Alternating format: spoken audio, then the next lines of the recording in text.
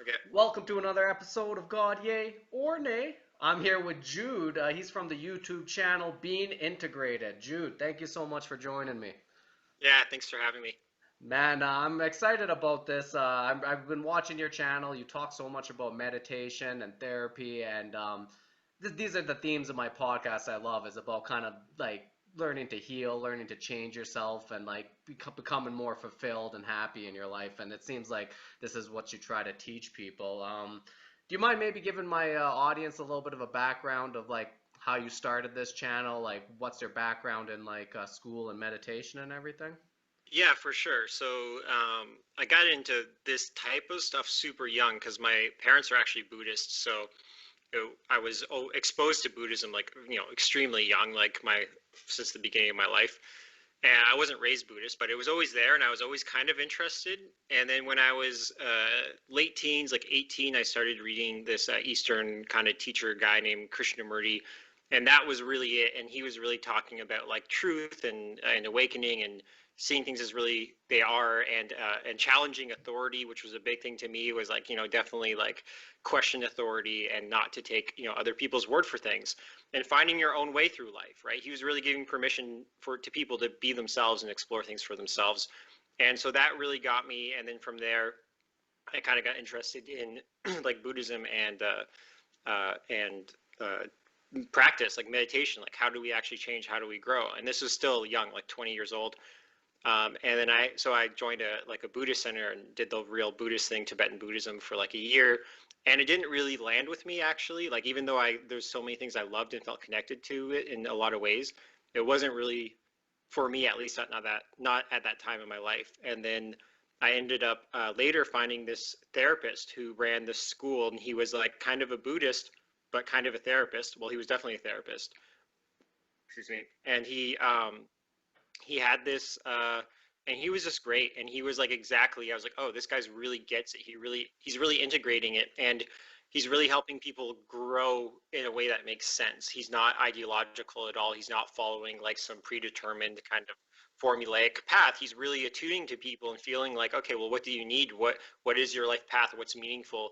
And he was like this huge inspiration, and I was like 23 when I found him, and he was my therapist for 4 years, and I ended up training at his school when I was like 23, 24, 25, and then left to kind of pursue other things in life like photography and all that, but really came back to therapy and kept coming back to it because that was where I noticed the growth was happening more so than in my meditation practice, was through these kind of therapy groups and through one-on-one therapy with therapists, but still interested in Buddhist psychology and Buddhist philosophy and all of that stuff, and then just really integrating it. So there was, a lot of disparate kind of paths and kind of toying with it.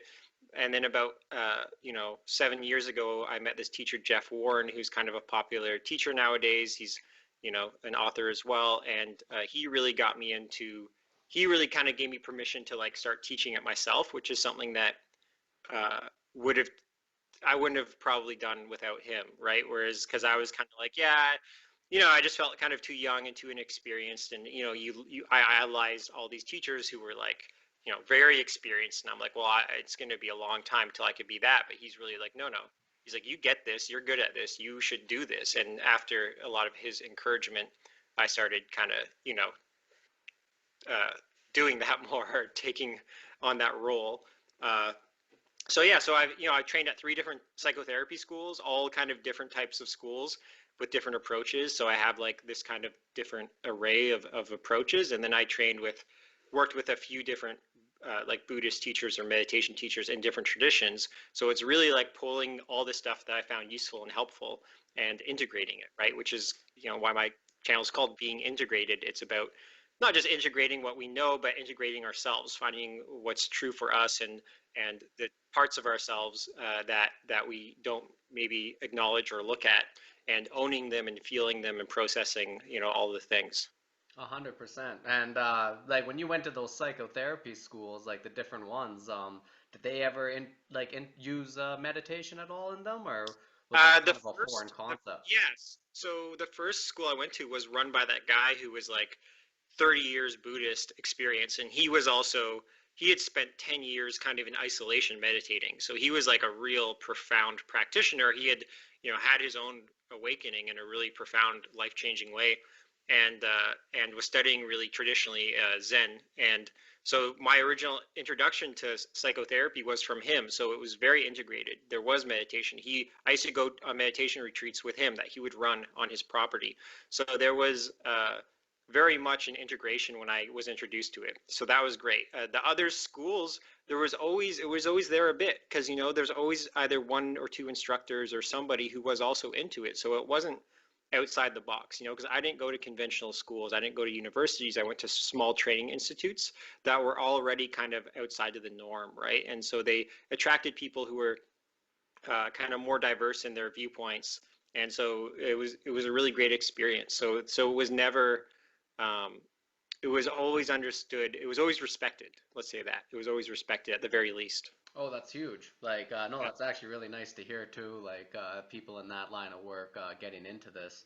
Okay, I do want to talk a little bit about like meditation and like how we can actually use this. So for people who aren't maybe as experienced in meditation, they can understand how like this can be used to like help with like conditions that a lot of us have. And like you talked about it in one of your videos about ADHD, something that you struggled with for like I guess your whole life. So like maybe we can talk about let's talk about meditation and like that. Basically, okay, you kind of talked about in that how the difference between like meditation and mindfulness. Like maybe you want to start with that. Like what do you kind of see Yeah. the differences? Well, yeah. So I mean, in you'll find these terms defined differently by different people, by different teachers in different schools, and but it's really, if we want to look at, there is two styles of meditation traditionally. There's really more, but there's these two kind of divergent approaches, and they're normally in Buddhism they're used very complementary, right? So it's not that they're opposed to each other, they're totally complementary. One is about developing concentration. It's about really learning to kind of focus your attention, to rest your attention, and to develop like a clear mind, a steadiness of mind and a clear mind. Hmm. The other is about awareness. It's about noticing what's happening and not trying to control what's happening. And the thing is that some schools, often the way it's taught is you develop a clear and steady mind first, and then you use that to then observe, you know, other aspects of existence, other, what they call sensory experience. So our thoughts and feelings and all of that. Uh, but for most people, especially with ADD, it's really hard to get a settled mind. And it would probably be easier if we lived in monasteries, right? Because the thing is, like most of these traditions come from like a monastic type style of teaching, right? These things are taught traditionally, mainly practiced. Of course, like they're practiced by like lay people, or they call them like householders. But primarily, these paths of traditional Buddhist paths are taught to monastics, right? To people who are really engaged, and it's really not practical to think that people are going to be able to prioritize it on that level, that they're going to be able to progress in to the degree that they would need to make like real deep progress in Mhm. kind of a real focused type of practice. So for me, it's all about like, well, what works for people, right? It's like what can people do that actually is effective. And for me, that I found effective is uh, bringing more of my thoughts and feelings, and specifically feelings, into awareness, and learning how to open to them and be present with them and feel them fully, moment to moment, right? Mhm. And so that is not necessarily about focusing on breath, although it definitely can be, but it's more about constantly check in. How am I feeling in this moment? What does that feeling feel like? Where is it located in my being? How is this, what kind of thoughts is this feeling creating? Or what thoughts am I having, and how is that impacting the way I'm feeling, right? So it's like noticing the connection between thoughts and feelings, and just bringing more awareness to it, which is essentially a lot of what you do in psychotherapy, right? So there's a lot of similarities, like mindfulness and a lot of psychotherapy practices aren't that different. Maybe the approach is different and the way they frame things is different, but you're basically just trying to make yourself really aware of patterns, mostly for the first part, right? And then maybe the approach is with mindfulness, it's more about opening and accepting. It's not about trying to change it. It's about, through the opening and accepting and observing of the pattern, it actually starts to change on its own. Yeah. and try to be like non-judgmental about it and just like Yeah, just see it, just let it be. exactly. Yeah, because judgment always closes things down. Like when we judge something, if you like judge a feeling or even a thought, you can actually, if you really attune, you can feel a part of your body tighten, right? It might be Yeah. subtle, but it's like tight, and that keeps us from actually feeling it fully. And it makes it stuck in our system. So we carry it around. Like people talk about like carrying around emotional baggage. That's what it is. It's things that we haven't been fully open to feeling, that we haven't felt safe to feel, that there hasn't been like a permission to feel it. And so we close up around it, we judge it, and then we just, it burdens us, it weighs on us, and we carry it as tension and stress and whatever other kind of feelings in our system, and we feel less alive, we feel less present, right? And so if we want to feel like more alive, more present, you have to open to the discomfort and feel the things that we didn't necessarily, we don't normally want to feel. Yeah, and that's actually a good place to like transition to ADHD. Like, so how like you explained it so eloquently on your like YouTube channel, but can you maybe kind of tell us like how Yeah. you like saw ADHD just from Yeah. being So aware of it? when we think of ADHD, you think of attention, right? It's this attention disorder, right? That, oh, you can't focus. But what I realized, you think, oh, it's in my mind. My mind is too crazy. But what I realized is that it's actually in my body, like that primarily that it was this discomfort in my body. It was a restless feeling that is very uncomfortable in the body. And my mind doesn't want to be with that sensation because of the level of discomfort. So my mind searches dopamine, right? It searches, dopamine is like excitement or engagement from your environment or from your thoughts. And so it's constantly, your mind is constantly feeling this like lack of dopamine and constantly searching for it. And it's just crazy, either obsessive thinking or trying to, act out or find things to do instead of just sitting and being with that restless feeling in the body. And when we can like tune into that restless feeling and just feel it and be with it, suddenly it's not so uncomfortable anymore. And suddenly we realize we don't have to um, escape it. And I think one of the big things is like what all, for me, entry level psychotherapy and entry level meditation practice, what it's all about for me is like, or what I find for most people it's most effective is learning our own nervous system, learning how to soothe our nervous system, right? Because we sometimes get in this idea of, oh, I need to like make my mind do this, and we just end up making ourselves more erratic, or we end up kind of activating our nervous system even more and more distress. And what we're really trying to do in all these practices is notice, how am I feeling and how can I soothe myself? What's soothing for me? And so you could, it doesn't need to be a traditional type practice. It could be putting on music and just noticing how that makes you feel, what's happening in your body now, and learning how to just soothe your system. Because so long as you're in this kind of activated state, it's nothing's really going to work or be helpful, right? So it's just tuning in, noticing how you're feeling, being okay with that, taking off that layer of judgment or resistance. And then from there, you can start to learn how to soothe the nervous system, learn how to kind of calm down and relax. Mm-hmm. That's yeah. You said so much there. Like honestly, no, it's true. And like, there's like so many different branches I kind of want to go off on, but like, yeah, like being aware of like the unease in your body. Like this is actually something I've been doing in the last couple of years. Like I started doing a breathing exercise, which kind of took my meditation practice from like how you described it to like meditation concentration into more of just complete awareness. And like I've been able to become more aware of my body and like how you say you start feeling tension in you like in different parts of your body or different sensations, and if you can give it that like just that attention or that awareness, but completely non-judgmentally, like I've noticed how like it just eases it off, and like Yeah. how these things kind of start, like it's that awareness almost heals it by itself, right? Yeah, so this is like the counterintuitive thing is that our body naturally resists feeling discomfort, and the resistance of it makes it much worse, right? It makes it exponentially worse. And like on an extreme end, we could talk about a panic attack, right? And that's like the extreme where somebody's feeling something and they're like, "Oh no, I'm feeling anxiety, I'm feeling panic. I don't like this. I don't want to feel this. I hate this."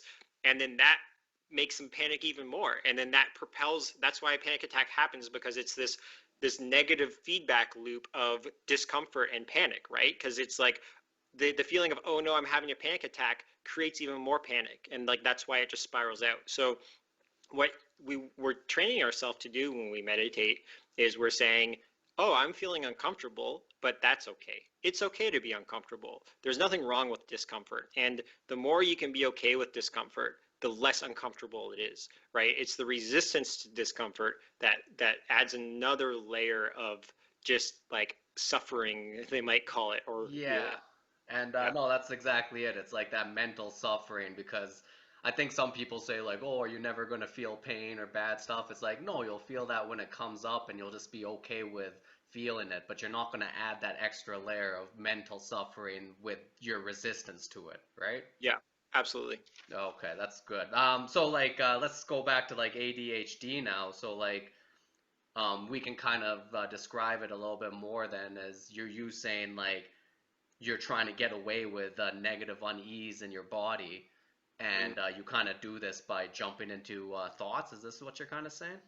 Yeah, so it's basically like, so what they found in ADHD brains is that we, like people with ADHD, lack dopamine. We have a lower base level of dopamine, and that when this is why stimulants work for ADHD, because you would think, oh, if your mind's erratic, giving someone a stimulant is just going to make it more erratic. Like that's the logic. But Hmm. what happens is because you lack a base level of dopamine, a stimulant gives you a higher base level of dopamine, and then there's not this erraticism, there's not this search or need to find dopamine, so your mind's not in this constant obsessive looking for it anymore. It's actually just more okay, so you're more able to focus on things that you would normally find not interesting, right? So dopamine comes up when we're interested in something, right? When something appeals to us, that gives us dopamine.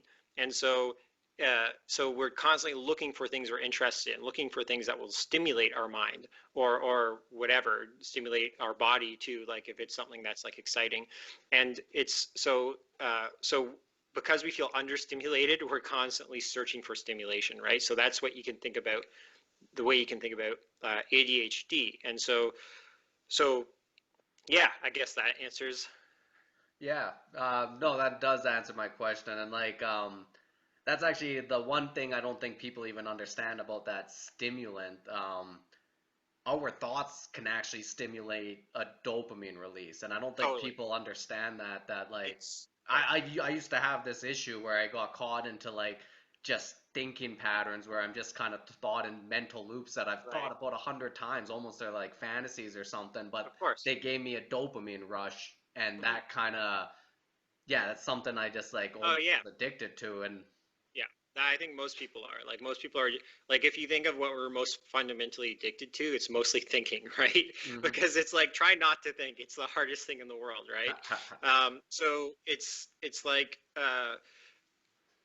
people talk about these like chemical imbalances in the brain. That's like, you hear this all the time. People are like, oh, I have a chemical imbalance. And yes, that could be true, but your experience changes your chemical balance in your brain, right? So, for example, when you're watching an exciting sport, something you're really engaged with, that's you can feel physiologically your whole body changes if you're really into it. Like when the Toronto Raptors were playing the playoffs, like nothing, I didn't ingest any thing that would change my physiology. But watching like, the team that was like the huge underdogs come in, it was like my whole physiology and everyone in the bar, their whole physiology had changed. Everybody's brains were all lit up in like, there's probably tons of dopamine gushing and all this, who knows what other kind of, hmm. brain chemicals, right? And so the idea is that our experience, how we relate to ourselves, how we think about ourselves, our own tendency to judge, and all this changes our brain. It creates things a certain way, and the brain, we have neuroplasticity, right? So we can practice things that will change the chemistry of our brain. And for some people, it's going to be a lot more difficult, right? Some people are a lot more challenged, and like that's the reality. But it's not fate, right? Sometimes we think we're fated to feel a certain way, we're fated to be a certain way. We don't realize that there's actually things we can do, practices we can do that can change us. And I think this is, like I was just talking with a client right before this call who um, is in a really good place, but went to go to a psychiatrist, and the psychiatrist tried to like put him on these meds that he really, really did not need. Like he really didn't need them. And he was like, isn't that silly? Because with a psychiatrist, with like modern medicine, they're just looking at, well, like it validates their job. And people are like, okay, you have this thing that isn't normal in your brain, and therefore we need to make it normal, Mm-hmm. right? And like, that's how they see it.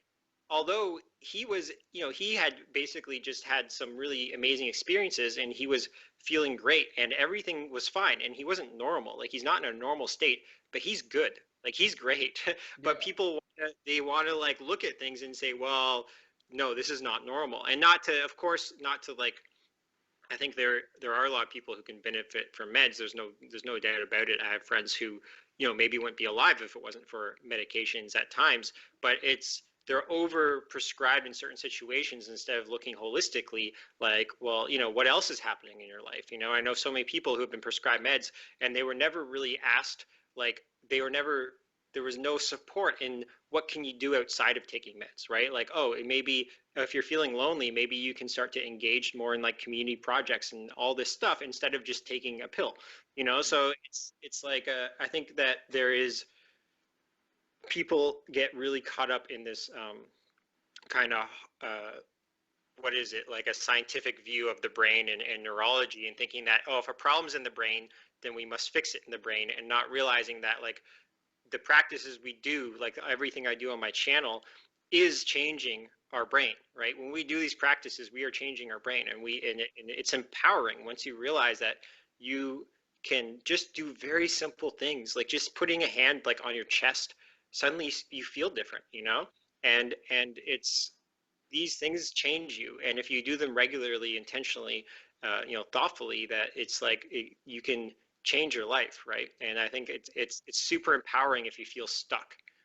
Oh, it's extremely empowering when you feel stuck. And actually, like, so you deal with like so many patients and stuff, and like I bet you a lot of them are talking about feeling stuck. That's something I think all of us kind of get into these things. Like for me, like meditation, and then like years down the road, psychedelics was another thing that helped me like kind of gain more clarity in my life and get out of that stuck and like get into that growth mindset and being able to grow and almost change myself. I've heard you talk about growth and change in like a person's life, and like from doing therapy all these years, do you see like similar patterns in people like when this time of growth or change comes?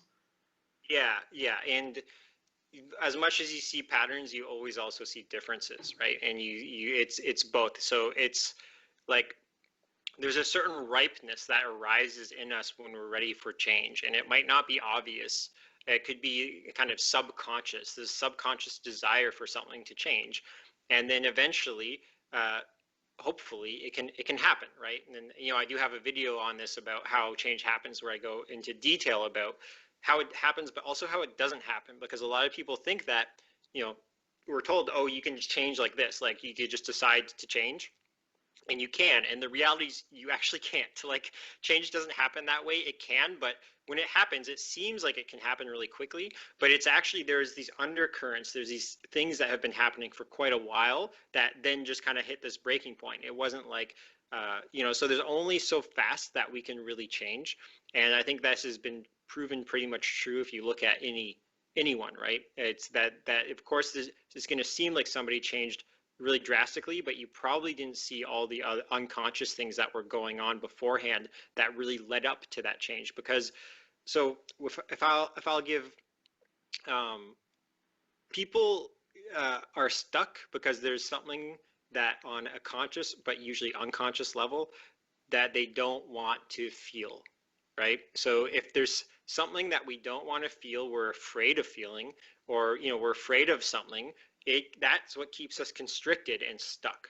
And that we have to find a way to kind of break through that. And one way to do it is to feel safe, to get to a place where it's invited, where we feel safe to be vulnerable. But another way is to kind of force your way through it, right? And Yeah. and I think that that can happen, like you said, with psychedelics, that they're this really potent thing that can just like pop you out of that way of being and can allow you to have like this totally different feeling and a viewpoint. And that is because we get so used to the way that we're feeling that we take it as fate. We just don't think that there's any other way of being, because we may try a few things a little bit and think like, oh, I don't really feel any different, nothing really changed. And so we're just stuck in this way of thinking and being and feeling.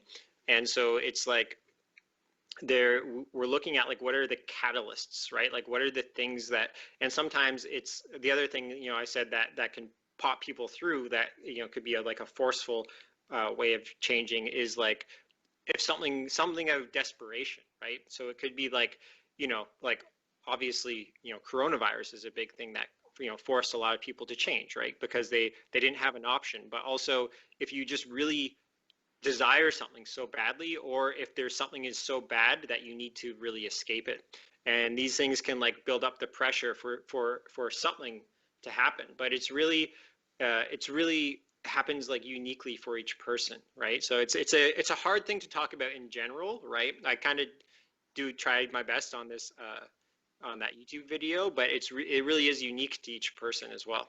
Oh, of course. And like one thing I like really do like about like how you were talking about change is like you kind of said was talking about like almost as like a when you come out of like a big change, there's something different in like almost how you identify yourself, like your own identity, Right, or right. even like just like your own level of awareness, right? Yeah. So the thing is, all change is a change in identity, right? It's like if you're trying to change, like, let's say you are somebody who, let's say you're like an alcoholic, right? You drink all the time. You have this identity, even if you don't like the identity, it's still your identity. You subconsciously know you're somebody who drinks every day, right? And so if you want to change that, you have to change who you think you are on a subconscious level, which means what would it take for you to get to this point where you now see yourself as someone who's not drinking every day, and this is the really challenging part of it, and so for some things it helps if you can have some other identity you're going for, right? Something to fill that void, because it's so hard to be in this void of not, knowing who we are, not having um, this feeling, like a felt sense of who we are. Mm-hmm. And so it's like, and it's scary, especially, so like most aspects of our identity, maybe, so in this case, like, alcoholism or something isn't the best example, but like if we think we're a certain person, right? If we think like, we grew up in school, maybe we're the smart kid, or maybe we were like the athletic kid, or whatever it was, that that limits who we are. And, we get that gets fixed on who we are. That's like, oh, this is why I'm important. This is why I'm special. This is why people like me. Mm-hmm. And so we think without that identity, I don't know who I am, and I don't know if people will like me anymore. I don't know if people will accept me. I don't know if people will want to hang out with me or want to date me. So it's like we cling to our identity because that's how we get all of our social needs met, right? And that's how we get all of our validation, and you see this with people, for example, like, somebody who's like really good looking, and then they get to this point where their looks start fading, and then it's panic, right? They get to a point in life where they don't their looks, and then they're trying to keep their looks because they don't know who they are if they're not like a beautiful person, and they don't know if people will like them if they're not a beautiful person. Mm-hmm. And so it's like it can be scary, but it's not there's so many different ways. And there's been a lot of research and a lot of psychology around this midlife transition, that we develop these things. It's important to have these things, these parts of our identity that are like supportive of us and make us feel better for who we are, make us feel accepted and a part of a group, a part of a social group. But then we get to this point in midlife where there's an opportunity and often a calling to find this deeper, more unique sense of self. And Carl Jung called it individuation, which is like a perfect word for it, because we're individuating, we're becoming our own individual self. We're individuating from society instead of being, this person in this social group. We're figuring out who we are. And it's scary because to make room for that, you have to let go of a certain security, of a certain level of what is it, like comfort and connection to your normal kind of social groups, right? And and who you think you are, and what you think is important or special or meaningful about you. And if those things, if you don't have those things, it could be really, those things falling away could be really distressing to people, right? And this is, they call it an existential crisis, right? It's like, who am I? If I'm not that, then who am I? But it's an opportunity for a more authentic, more meaningful part to come about, that if you can go with it, if you can let those parts fall away and explore like who you really are, then there's an opportunity to feel a lot more alive, a lot more fulfilled, and to just feel better about yourself in general. And it's that people, I think, when they resist that change, they often get caught in like a depression or an anxiety or both. Mm-hmm. That then it's like, and depression and anxiety may be part of the change regardless. But if you resist the change, if you resist the old part falling away, and you're not really kind of cultivating a new, more authentic self, then it's going to be really, you're just making it much harder, right? You're going to feel a lot more confused and stuck. Yeah, no, 100%. No, I think you've like said a lot of things that rung true to me just in my own personal like journey kind of thing. And I noticed like when big times of change have come up in my life too, like I was lucky that I was cultivating like a meditative practice because it did help me Right, also like feel my body that like when I started like really looking at my body, I noticed there were inner conflicts in the way I thought, and right. there were like stuff I needed to let go of that were like present inside me like a lot Totally. like when I went in like, and these were just parts of my body or parts of my mind or body, whatever it is, that were just kind of telling me yeah, kind of who I was. It was part of my identity, but it was also like a very frightened part of my identity that was like kind Hmm. of mostly built in fear, so it like didn't allow Totally. me to really grow, and I needed to let go of that shit. And yeah, being aware and just like how we've been just saying it this whole time, just being aware and being non-judgmental and just like observing it, for some reason that in its own self Totally. has the ability to weaken that and let those things burn Yeah. away. Yeah, absolutely. It allows the process to happen organically, right? It's like, just like our body knows how to heal. Like, if you cut your skin, your body knows how to heal. Your body wants to heal, and the psyche is the same. It knows how to heal. You just have to remove the blocks. You have to like just allow it to, right? So it's Hmm. not like this whole the whole growth of a more authentic self is not something that you envision and then create. It's actually something that you nurture and allow for it to grow itself. And there's this metaphor used of the acorn and the oak tree. Like, an acorn grows into an oak tree, but if you look at an acorn and you've never seen an oak tree before, you would have no idea that this thing is going to be an oak tree. And it's the same, that there's like this acorn inside us, they call it like the soul or authentic self, and that you don't know what it's going to actually look like when it's fully grown. And trying to envision and say, oh well, this is what I want it to be, which is what a lot of the self-help people teach, like, oh, you have to like visualize what you want to be and then create it. But that's probably just going to take you off track. It's probably not going to be truly authentic. What you're really trying to do is just allow there to be the kind of safe space and just that self-care type vibe to allow it to grow into whatever it ends up growing into. And so that non-judgmental, like just allowing it to flourish and not judging, right? Yeah, and I always like think about I think Alan Watts used to say this, but he talked about how like a river is flowing, but like our resistance to it is like us trying to like stop the river with like a pan or something. Like it just creates more interference. Totally. And it's like, no, let the river flow and like see where it takes you. And like that's Totally. where it's just kind of like let Exactly. go and It's yeah. like surfing a wave. Like, you can't tell the wave which direction to crash in, or it's like you have no control. But if you learn to surf it, then you're good. And like that's what it is. It's like learning to surf this energy, just allowing it to kind of carry us and not trying to direct it too forcefully. Mm, I love that. All right, so we've been talking about these like a little bit about our identity and like kind of that kind of stuff and how it involves in our growth.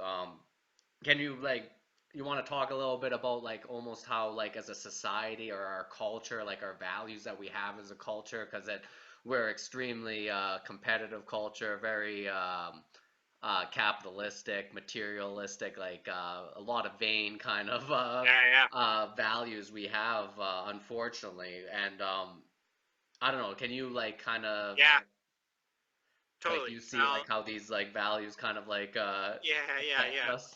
Well, I mean, so you look at it all, and like ultimately, we're all looking for the same things. We're looking for validation, belonging, security. We're looking for these same things, but um, we're we're maybe uh, misguided in the sense that it's like looking at pleasure versus fulfillment, right? So think there's some things that feel good, right? They give us this little dopamine hit, whatever it is. And like basically making money feels good. Like getting people telling you that you're wearing a great outfit and look good feels good. Like these things feel really good, but they're not fulfilling, right? They don't lead to fulfillment. And like no, but you get a little bit of good feeling, and you think, well, I don't feel good now, and so but I know it does make me feel good. I feel good when I look good, or I feel good when I make money, or I feel good when somebody of the opposite sex or somebody I'm attracted to uh, um, shows some interest in me, or I feel good, or I feel good when somebody that I respect validates me. And Hmm. you think, and then we just start thinking that, oh, if I just get more of this, I'll be fulfilled. Like that's how our unconscious mind thinks. Yeah. And but it doesn't realize that these things are like drugs that you get one hit and then it's gone, and then you get a hit and then it's gone, and it's just like you feel good when you buy something like some clothes that you like, but if you look in your closet, um, it's like you don't feel this amazing, like if it was cumulative, then you'd look in your closet and you'd feel all this joy every time you open your closet because you're like, oh, all these things that I loved buying so much and now I have them all. But it's not like that, right? And it's the same thing with validation, that we're all striving for this like validation, and we're shown these like heroes or these like idols of like people like Mark Zuckerberg or Justin Bieber or Beyonce, thinking like, oh, that's what success looks like, that's what it means to like be, and like that's what I need, right? Because that's what we're shown, that's what everybody kind of looks up to, is like these celebrities. It's celebrity culture. And so we're all measuring ourselves against that, and we all think, oh, for me to be successful and get the validation and feel good, that's what I need. But when you talk to those people who are very successful, you'll find that for the most part, they're no happier than the average person who of like mediocre success, right? Hmm. That the uber successful people are not uber more fulfilled, right? It's like, and so what you find is that the most fulfilled people are the people that feel have meaningful relationships, have meaningful work. And it doesn't mean that they have this huge validation. It doesn't mean that that they're more successful or anything like that. But it's like it's these other things. It's the people who are most themselves, who have found how to be themselves in the world and how to relate to people as themselves and how to share things that are important to them with other people that feel those things are important as well. And those are the things that really lead to fulfillment. And we're not taught that, and so we're not looking for it. We're not, and there's no support, right? Like in old cultures, there would be support. There would be like, well, what is your role in society? How can you contribute in a meaningful way, not in just a way of like owning a nice car and house one day, but like how can you actually contribute to society? What can you do to make the world better for everyone? And like that was the way that it was kind of looked at, and that's almost completely gone. Like you still see that a little bit here and there, but for the most part, it's like even the people who are like the good people are mostly also have this like celebrity quality to them, right? There's always this like fame and social validation. It's not so much celebrated to the people who are like low key just living meaningful lives, right? Oh, So 100%, yeah. yeah, so we just have a distorted view of what will make us happy. Hmm. And like yeah, and like I think with our culture and everything, like it always gives us like this feeling of not being enough, you know? Like I think I felt that so much in my life. Just like you kind of look at all the like people who we idolize, and like when you start Mm, seeing like I'm not like that or something like that, all of a sudden you start feeling like I'm not good enough, and that's where it can kind of spiral into like a lot of like either either like doubts or fears or shame. Sometimes it's Mhm. shame, like it's just like, oh, Yeah, I just don't. Or sometimes you start beating yourself up. You're like, oh, maybe I didn't work hard enough, and then that spirals into more right, like, and exactly. like it's So that's what this is exactly. I know you're kind of probably referencing my like self-love video, right? Because it's like this is what it's about. It's about what values do you really hold dear and are you prioritizing in your life? And often we have this we often feel like we're not good enough because we have this really distorted values, these really unhealthy values, and we're not living up to them because one, they're not practical, and two, they're even if we did live up to them, they wouldn't probably fulfill us anyways.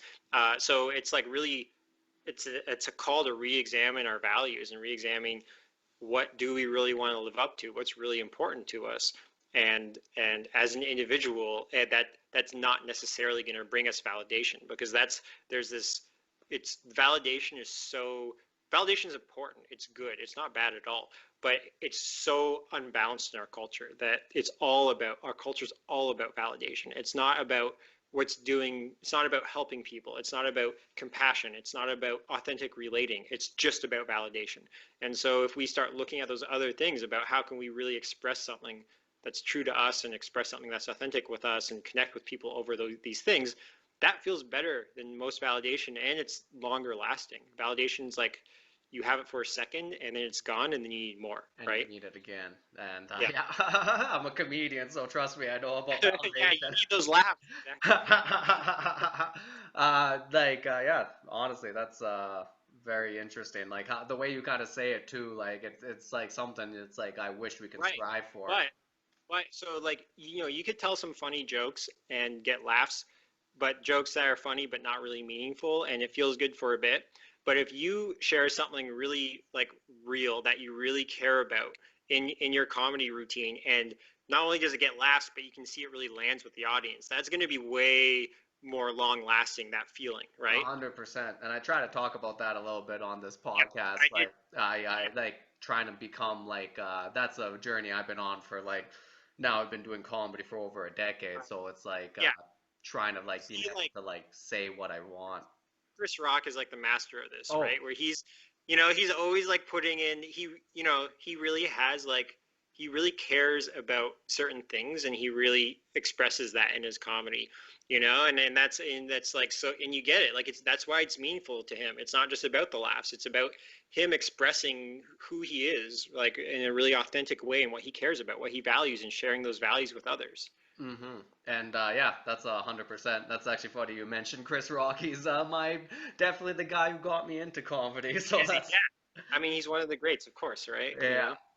And he's like you can tell when somebody's playing to the audience to get laughs versus when they're actually being themselves and being funny, right? And hmm he is so authentic and it comes across, and that's why I think he's so loved and so successful, other than also being extremely funny. But he's just like, he's very much expressing himself in his comedy, and like I think that's what, like it hooks people. People see it, they see something authentic in there. 100%, 100%. All right, man. This is the name of the podcast, so I gotta ask you the question. So, Jude, God, yay or nay?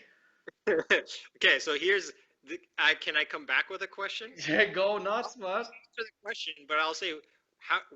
So okay, so part of the problem with the question is the same problem when we talk about so many issues, is that we haven't defined the terms. Mm-hmm. So when when when people ask a question, they usually have a definitive idea of what they're asking in their head, and then the person who hears the question uh, often hears something else because they have a different idea.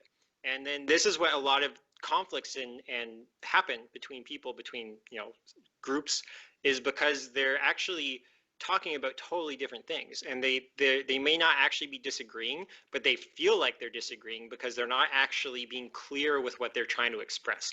and 100%. so and so, you could, when some people say God, they think about, oh, the Christian God, or they think about religious gods in general, and other people think about something more like ineffable, something that like transcends religion, or any kind of conceptual, like person centered thing that transcends people itself and that exists kind of universally. So it's like, so first of all, do you have a defined Honestly, the whole reason I kind of started this podcast and the reason I love that question is because that question makes people right, define it themselves, right? And exactly, you yeah. know. And I get that. I get that's why you're doing it, because that's what makes it a fun question. And so I'll say like I'll say well, to short answer is yay. Short answer, but the long answer is I think it's more valuable to ask yourself, not do you believe in God or not, but what is God to you, right? And or what could God be to you, or what is God that this person is speaking about versus what is God that this person is speaking about, and to explore it, because the God that Alan Watts speaks about is the very different God than the Pope speaks about. They're talking about totally different gods, and they may be pointing towards the same thing in their own being, but but people are going to receive it differently, and there's different parts of it. And so I'm very much I personally I have no problems with the word God. I'm totally all about God, but I'm careful to say that because people are going to think I'm religious then, right? Yeah. And it's like, and because I'm not religious, I know in Buddhism, there is a lot of mixed, you'll find different people interpreting the old text different ways to say, yes, they are talking about God, or they do say there is a God, and others saying, no, they're not saying it. And so, because we have this whole Western idea of what God is, and then when we try to interpret Eastern ideas of God, we're projecting our own idea of God onto them when they're actually talking about their own kind of thing. And in Taoism, they just call it kind of the Tao. They talk about this universal energy that's like mystical and acting through all these things. And they're not like personifying it. They're not like trying to give it a face and a figure, which I think is where a lot of people, get, you know, where it gets weird, right? So, Hmm. so yeah, I think, yay, let's all explore the mystery of what God is or what God could be, as opposed to trying to reduce it to like a simplistic idea. Because I think that anyone who feels the yay in the yay towards God will agree that it is beyond our own mind and comprehension, that there is a mystical mystery element to it. So I think like trying to find that awe of the mystery of existence, or the mystery of God, or the mystery of life, trying to be in awe of that is like what's really valuable there. 100%. And like, yeah, my whole take on it too, as well, is more being like, the whole idea of God is more in the experience, and like to conceptualize it is just something that probably can't be done. And that's because you run into the problems you were just talking about. Like, Yeah, concepts are different to each of exactly. us. And I think there's so much to be learned from different people who have had different experiences of God, from different traditions or from non-traditions, right? They're they, you can see these similarities in what they're talking about, and they're trying to point towards something, and they're not doing it perfectly, and we're not interpreting it perfectly, but there's something there. There's definitely something there, and there's definitely something that I think that we should be encouraged to explore. 100%. All right, so Jude, I just want everybody to know he has like such an amazing YouTube channel, Being Integrated. I'll link it in the bio, or in the description of this podcast. So please check it out. I really think it's helpful for so many people. And just on that note, do you mind doing a little mindfulness practice with me Let's right do it. now, and Let's drop in. hopefully our audience? Yeah, let's drop in. We'll make it a short one, just like 3 or 4 minutes, That's what I was thinking. so people, that way people will actually maybe do it. Yeah, yeah, Because and if you're like, we're gonna do a also 20-minute practice, then I think a lot of people won't even bother. So let's do like a quick, like, 3-minute check-in. All three right, you minute check ready? in. I Okay. love it. So yeah, start off whenever you're ready, man. All right. So just kind of sit up straight, taking a deep breath, and feel that quality of alertness, that straight spine, alert quality of awareness. And on the exhale, just really stretch up. Feel that present. You're present right now. You're here. You're in your body. And then on the out breath, let the shoulders relax and feel the quality of ease. So the quality of just letting things be as they are, just relaxing into the moment, relaxing into your body.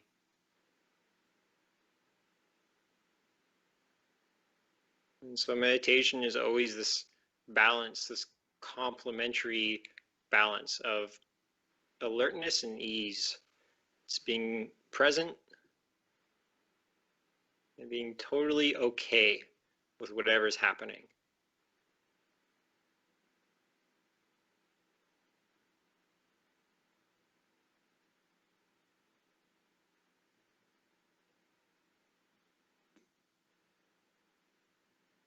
Just notice what sensations are present in your body right now. What are you feeling? Maybe there's some physical discomfort, and that's okay. Maybe there's some emotional or energetic activation. So just notice that. Where do you feel that?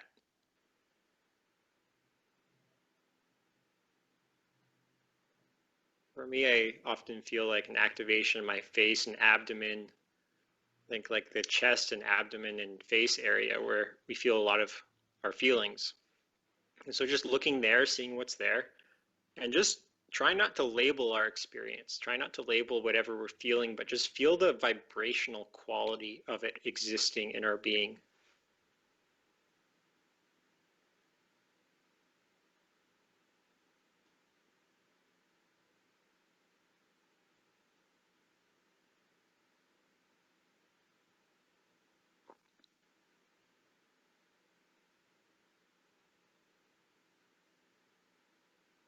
And just being curious about the sensations as if we're feeling them for the first time. What does it feel like? Just feel the sensations in our body.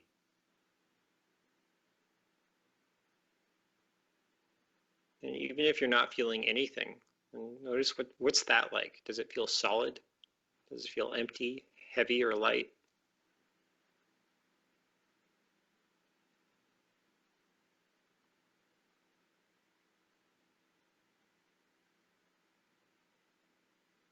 And whatever we find, we're just allowing it to be totally as it is without trying to change it. Just fully accepting it, opening to the sensation, opening our heart to the sensations as if we're opening our heart to a friend that we care about. We're really welcoming all our body sensations.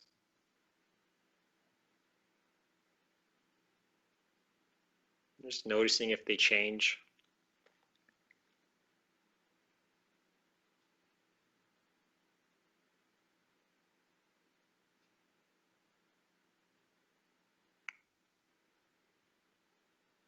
And just remembering this place, what it feels like to be open to our experience.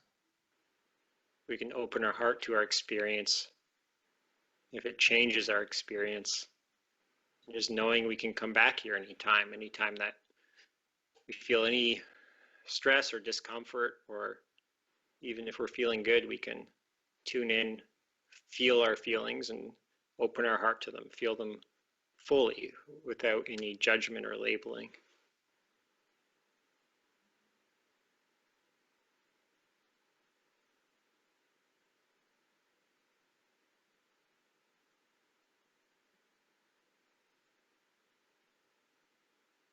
And then just slowly coming back, opening your eyes, and then just noticing again if that changes how you feel now. How was it? No, it was really relaxing. I loved it. I noticed, I've been noticing this a lot in the last few weeks of my meditations. Like you're even saying, like some facial, like I don't know if it's pressure or tension, but Yeah, it's coming and going kind of around the face and head area. yeah, So yeah. yeah, I don't know. It's Like, really, I really like common. honestly, I felt that tons before in my stomach and like Right? sometimes like my heart or chest, and I've seen how that's like dissipated and changed over time, and sometimes it feels like it's linked to other parts of Yeah. myself. So when you do these practices a lot of going in, being with the body sensations, being present with them, really feeling them and opening to them, the experience of the feeling of having a body changes, right? And it goes from really solid and then it kind of you could feel pressures, or kind of sometimes it feels like almost like a weird magnetic thing, or sometimes it's like kind of bubbly, or it's like tingly. And then but they kind of it kind of breaks up the solidness of our being, and it becomes like lighter and more fluid as we go. But everyone's experience could be unique, and sometimes people experience really weird or different things. But in general, it goes from like solid to kind of more like liquidy to kind of like gas, like, and we just become more fluid, and like that's the long term, meditators kind of can report like something similar to that, but everyone again has their own unique experiences.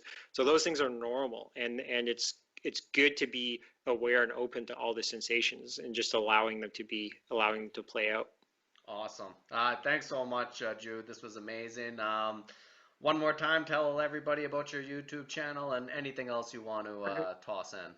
Yeah, being integrated on YouTube, check it out. That's really it. It's all about just making all sorts of practices for our own growth and development more accessible. And if you have any suggestions or requests for types of content or videos, definitely, check out the channel and just like leave a comment, and let me know.